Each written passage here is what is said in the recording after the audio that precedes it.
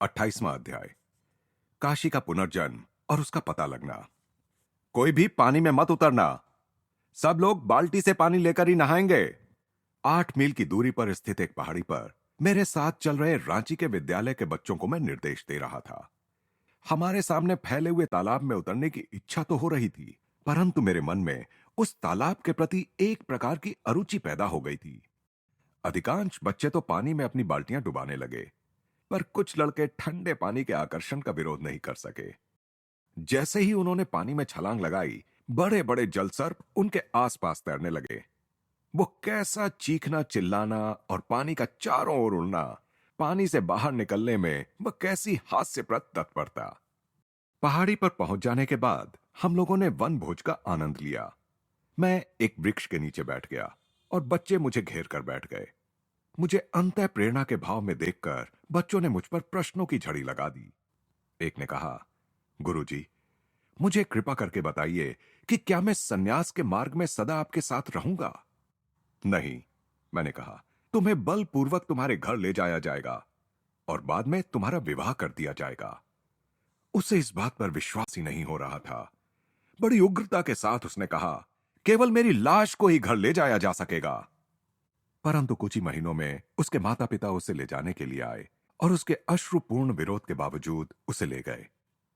कुछ वर्ष बाद उसका विवाह भी हो गया। अनेक प्रश्नों के उत्तर दे चुकने के बाद मुझसे काशी नाम के एक बच्चे ने प्रश्न पूछा।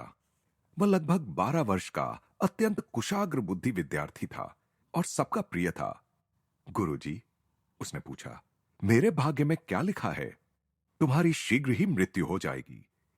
मानो किसी अदमनीय प्रबल शक्ति ने मेरे मुंह से ये शब्द निकाल दिए। इस रहस्य के खुल जाने से मुझे और अन्य सभी को धक्का लगा और दुख हुआ।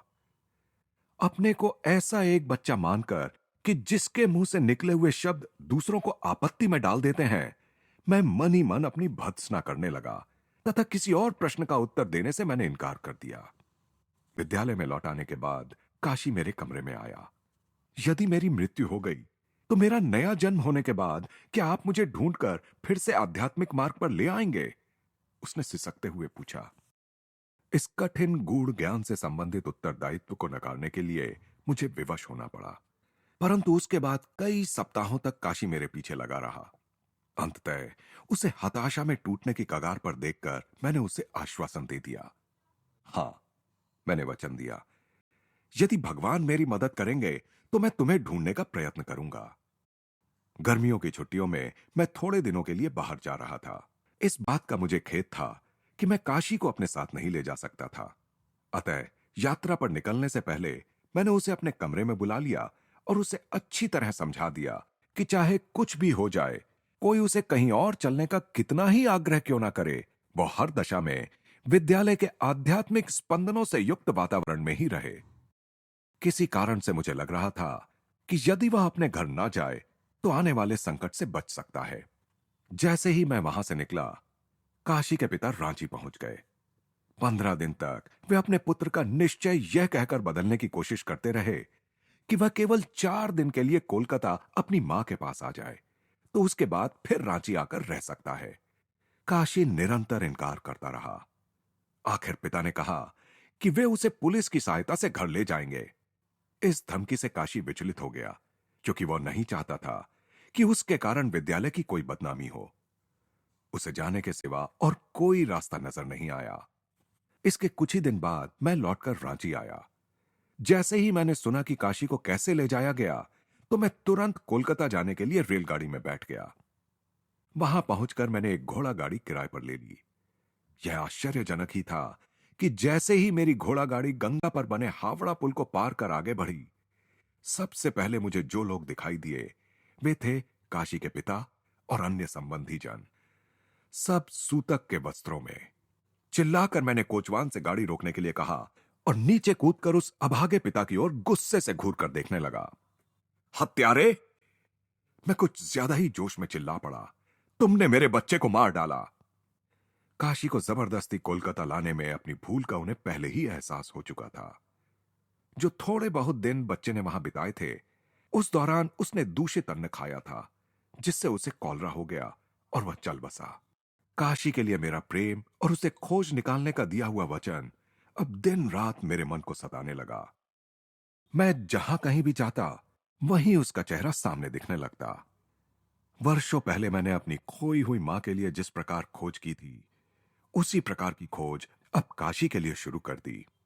मुझे लगा कि भगवान ने मुझे जो बुद्धि दी है, उसका उपयोग करके मुझे उन सूक्ष्म नियमों का पता लगाने के लिए अपनी सारी शक्तियों को दांव पर लगा देना चाहिए, जिनके द्वारा मैं काशी को सूक्ष्म लोकों में ढूंढ सकूं। यह तो मेरी समझ में आ गया कि वह अतृप्त इच्छाओं के स्पंदनों से धड़कती एक आत्मा था। सूक्ष्म लोकों में करोड़ों प्रकाशमान आत्माओं के बीच कहीं तैरता प्रकाश का एक गोला। इतनी आत्माओं के स्पंदन युक्त प्रकाश गोलों में मैं उसके साथ कैसे संपर्क करता? एक गूढ़ यौगिक पद्धति का उपयोग कर मैंने भ्रूमध्य में स्थित अपने आध्यात्मिक नेत्र के माइक्रोफोन के द्वारा काशी की आत्मा को अपना प्रेम प्रेषित किया। मेरे अंतर में ऐसी प्रेरणा मुझे मिल रही थी कि काशी जल्दी ही पृथ्वीलोक में वापस आ जाएगा, और यदि मैं अनवरत रूप से उसे अपनी पुकार भेजता रहूं, तो उसकी आत्मा अवश्य उत्तर देगी। मैं जानता था कि काशी द्वारा मुझे भेजा गया हल्के से हल्का स्पंदन भी मुझे अपनी उंगलियों, हाथों एवं मेरुदंड में अनुभव होगा। अपने हाथों को आकाश की ओर ऊपर उठाकर उनका एंटेना की तरह उपयोग करता हुआ मैं उस स्थान की दिशा का पता लगाने के लिए प्रायः गोल गोल घूमा करता, जिसमें मुझे विश्वास था कि काशी का किसी गर्भ में पुनर्जन्म हो चुका है। मैं एकाग्रता के द्वारा सुर मिलाए हुए अपने हृदय के रेडियो में उसके प्रत्युत्तर को प्राप्त करने की आशा कर रहा था। काशी की मृत्यु के बाद लगभग 6 महीनों तक अपने उत्साह में कोई कमी आने दिए बिना मैं इस यौगिक प्रविधि का स्थिर चित्त से अभ्यास करता रहा।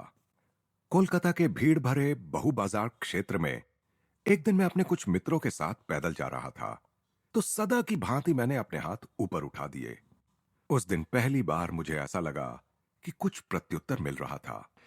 अपनी उंगलियों और हथेलियों से नीचे उतरते विद्युत संवेदनों को अनुभव कर मैं पुलकित हो उठा। ये तरंगे मेरी चेतना की गहराइयों में उतरकर एक अत्यंत प्रबल विचार में परिणत होने लगीं। मैं काशी हूं, मैं काशी हूं, मेरे पास आइए। जब मैंने अपने हृदय के रेडियो पर मन को एकाग्र किया, तो यह विचार मुझे करीब करीब सुनाई देने लगा। काशी की विशिष्ट किंचित फटी हुई सी आवाज की फुसफुसाहट में यह बुलावा बार बार मुझे सुनाई दे रहा था। मैंने तुरंत अपने साथ चल रहे एक मित्र प्रकाश दास का हाथ पकड़ लिया और आनंद से उसकी ओर देखकर मुस्कुराने लगा। लगता है मैंने काशी को ढूंढ लिया है। मैं गोल गोल घूमने लगा। मेरे मित्र और वहां से गुजरते लोगों के हाव भाव से स्पष्ट था कि उनका अच्छा मनोरंजन हो रहा था। विद्युत तरंगे मेरी उंगलियों में तभी झनझनाती थीं जब मैं पास के एक रास्ते की ओर मुड़ता था, जिसका नाम भी संयोगवश सर्पेंटाइन लेन था। जब मैं दूसरी दिशाओं में मुड़ता था, तब वह सूक्ष्म तरंगे लुप्त हो जाती थीं। आह! मैं चिल्ला पड़ा। काशी की आत्मा अवश्य इसी गली में रहने वाली किसी माता के गर्भ में है। मेरे मित्र और मैं सर्पेंटाइन लेन की ओर बढ़ने लगे। अब मेरे ऊपर उठे हाथों में विद्युत तरंगे और प्रबल तथा स्पष्ट रूप से अनुभव होने लगी। मानो किसी चुंबक के द्वारा मैं रास्ते के दाहिनी ओर खींच लिया गया। एक घर के दरवाजे के सामने पहुंचते ही मेरे आश्चर्य का ठिकाना नहीं रहा जब मैंने देखा कि मेरा सारा शरीर जड़वत हो गया। हर्षोन्माद में अपनी सांस को भी रोके रखकर मैंने दरवाजा खटखटाया। मुझे लग रहा था कि मेरी लंबी असाधारण खोज सफल हो गई थी। दरवाजा एक नौकरानी ने खोला। उससे पता चला कि गृह स्वामी भी घर में ही हैं। वे दूसरे तल्ले से सीढ़ियों से उतरकर नीचे आए और मुस्कुराते हुए प्रश्नार्थक मुद्रा से मेरी ओर देखने लगे। मेरी समझ में नहीं आ रहा था कि अपना प्रश्न करूं तो कैसे करूं, जो उचित भी था और अनुचित भी। कृपया यह बताइए महाशय कि क्या आप और आपकी धर्मपत्नी पिछले 6 महीनों से बच्चे की प्रत्याशा में हैं? हां, वह तो है। यह देखते हुए कि मैं परंपरागत गेरुआ वस्त्र धारण किया एक स्वामी हूं, उन्होंने विनम्रता पूर्वक कहा, दया करके इतना बता दीजिए कि आपको मेरी इन बातों का ज्ञान कैसे? जब उन्होंने काशी और उसे दिए गए मेरे वचन के बारे में सुना, तो उस आश्चर्यचकित सज्जन को मेरी बात पर विश्वास हो गया। आपको गौर वर्ण के एक पुत्र की प्राप्ति होगी, मैंने उनसे कहा। उसकी मुखाकृति चौड़ी होगी और उसके माथे के ऊपर सामने की ओर झुका हुआ घुंघराले बालों का एक गुच्छा होगा। उसकी वृत्ति आध्यात्मिक रहेगी। मुझे यह पूरा विश्वास था कि जन्म लेने वाले इस शिशु में काशी के ये सभी लक्षण होंगे। बाद में जाकर मैंने उस बच्चे को देखा भी। उसके माता पिता ने उसे उसके पूर्व जन्म का ही काशी नाम दिया था। शैशवावस्था में भी वह देखने में बिल्कुल रांची के मेरे प्रिय छात्र काशी के जैसा ही था। बालक ने तत्काल मुझसे लगाव जताया। गत जन्म का प्रेम दुगनी तीव्रता के साथ जाग उठा। कुछ वर्षों बाद किशोरावस्था में पहुंचे उस बालक ने मुझे पत्र लिखा जब मैं अमेरिका में रह रहा था। उसने संन्यास मार्ग का अवलंबन करने की अपनी तीव्र आकांक्षा उसमें व्यक्त की थी।